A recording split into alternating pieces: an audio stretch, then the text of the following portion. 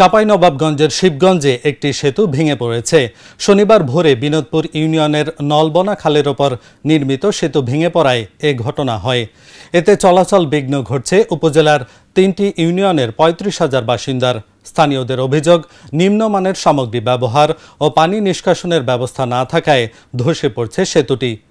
চাঁপাইনবাবগঞ্জ থেকে মোহাম্মদ আশিকুজ্জামানের পাঠানো তথ্য ও চিত্রে ডেস্ক রিপোর্ট। শিবগঞ্জ উপজেলার শ্যামপুর, বিনোদপুর ও শাহবাজপুর এই ৩টি ইউনিয়নের মানুষের চলাচলে নলবনা খালের উপর ২০১৫-১৬ অর্থ বছরে ৩২,৫৩,৬৩০ টাকা ব্যয়ে ব্রিজ নির্মাণ করে শিবগঞ্জ উপজেলা প্রকল্প বাস্তবায়ন অফিস। ব্রিজটির উপর দিয়ে বেশ কয়েকটি গ্রামের সকল শ্রেণী পেশার মানুষ যাতায়াত করে। তবে অসময়ে কার্তিক মাসের টানা কয়েক ঘন্টার বৃষ্টিতে ধসে পড়ে ব্রিজটি। এতে চরম দুর্ভোগে পড়েছেন এই এলাকার বাসিন্দারা। এখানে যে ব্রিজটা এর আগে তিনটা, মানে এটা দিয়ে তিনটা আমরা দেখছি আমার বয়সে। তো প্রথমত যেটা দেখছি সে ব্রিজটা মান অবশ্যই ভালো ছিল। তারপরে যেটা অনেক দিন ছিল, তারপরে যে দ্বিতীয় ব্রিজটা ছিল সেই ব্রিজ না, ওটা কালভার্ট ধরনের বলা যায়।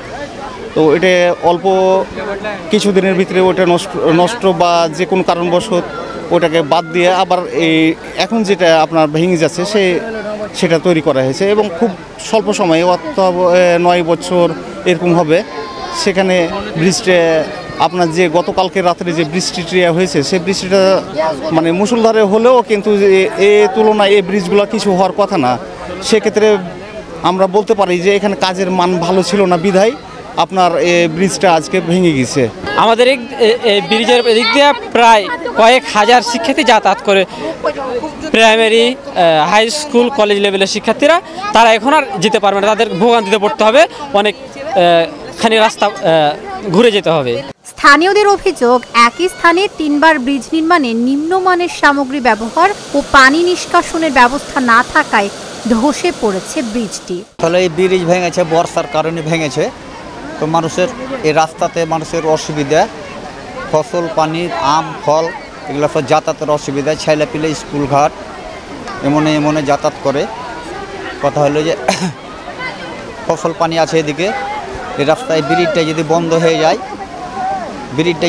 হয়ে যায় খেত খাবার উঠার অসুবিধা হবে। আমাদের গ্রামের এই রাস্তা, পল্লী রাস্তা, এটাই রাস্তা আমাদের বেশি যাওয়া আসা। কাঁচা হইলেও অনেক চলাচল রাস্তা। এখানে আজমাতপুর, তেলকুপি আরও অন্য জায়গায় যাওয়া যায় এই রাস্তা দিয়ে। এই রাস্তা গেলে শর্টকাটে যাওয়া যায়, আর অন্য রাস্তা দিয়ে গেলে অনেক পেরেশানি ভোগ করতে হয়। ব্রিজ ভাঙা দেখতে পাচ্ছেন, এটি টানা 4 ঘন্টা বৃষ্টির কারণে ব্রিজটি ভেঙে গেছে। ব্রিজটি ভাঙার মূল কারণ হচ্ছে যে পানি নিষ্কাশের ব্যবস্থাটা অতি কম। অল্প জায়গা আপনারা দেখতে পাচ্ছেন, এখানে লক্ষ্য করলে দেখতে পাবেন অল্প জায়গার ওই পানিটা আপনার প্রায় 5-6 গ্রামের পানি আসে। পানিটা বের হওয়ার কোনো সময় পাচ্ছে না, পায়নি, তার জন্য ব্রিজটা বেশি ভাঙন হয়েছে।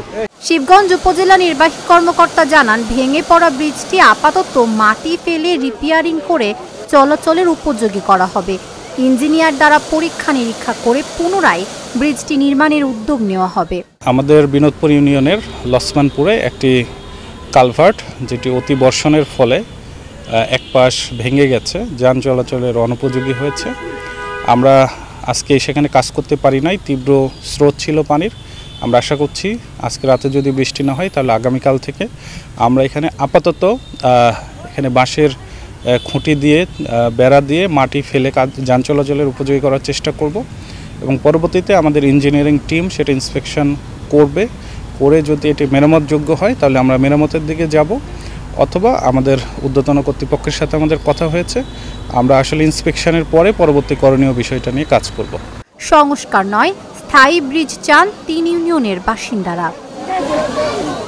Dhaka journal, news desk.